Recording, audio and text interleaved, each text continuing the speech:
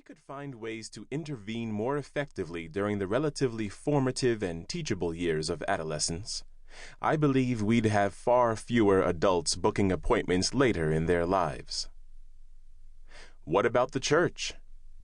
We claim we know the path to hope and healing, and the fact is that we do have the answer. This puts a great responsibility on us. But our finding ways to share that hope and healing with hurting teenagers has to begin by recognizing that this brokenness exists in our midst.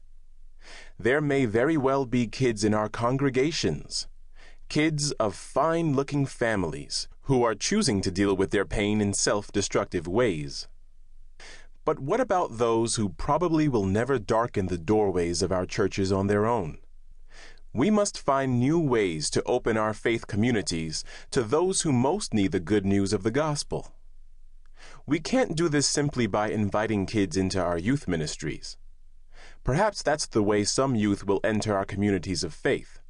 But until we find new ways to integrate them into the larger intergenerational body of believers, they will never experience the true benefit of belonging to a family. This book is about helping kids in pain find true hope and healing. It's one small step toward offering these kids what their souls were created to long for. If we really want to provide this generation of young people with the kind of hope they need, we'll have to work together in ways we may never have before. The task is too large for any one group to accomplish on its own. Parents need the encouragement and equipping of churches. Churches need to cooperate with schools and professional counselors. Schools need to partner with parents and churches to provide comprehensive programs of training and intervention. When we first met the current generation of kids, we called them the millennial generation. We were astounded by their optimism as they anticipated stepping into a new millennium that would be theirs. As someone who'd worked with kids for a long time, I shared their optimism. I was hopeful that this generation of young people might live with a little less pain than those of the late 20th century. But just before the millennial odometer was about to roll over, we had the tragic killings at Columbine. Since then, we've seen campus massacres in Montreal, at the little Amish schoolhouse in Pennsylvania, and at Virginia Tech, to name just a few. Add to these 9/11, Iraq, Afghanistan, the Taliban, Al-Qaeda, and life starts to feel pretty messy for a kid. But as unsettling as all those big things are, individual kids also struggle every day with the brokenness they experience in their own personal lives.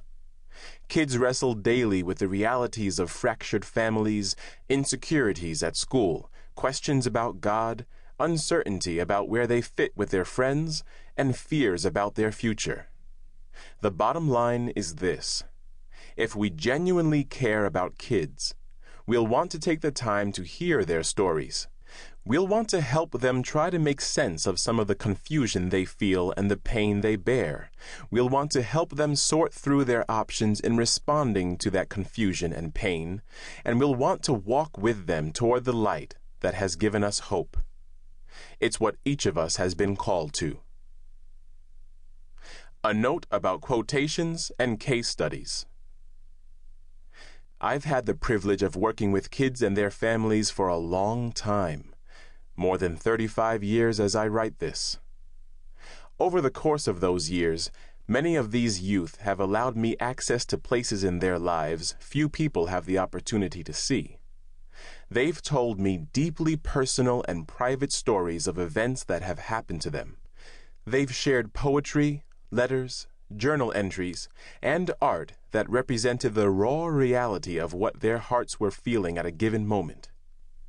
Occasionally, when their stories, drawings, or writings were particularly poignant or powerful, as they often were, I asked their permission to keep a copy of their work and use it in the teaching and writing I do. Often their words and images were more articulate and powerful than mine could ever be. My deep desire is that people who work with kids would understand the issues as clearly as possible, and these first-person accounts are an important part of the process.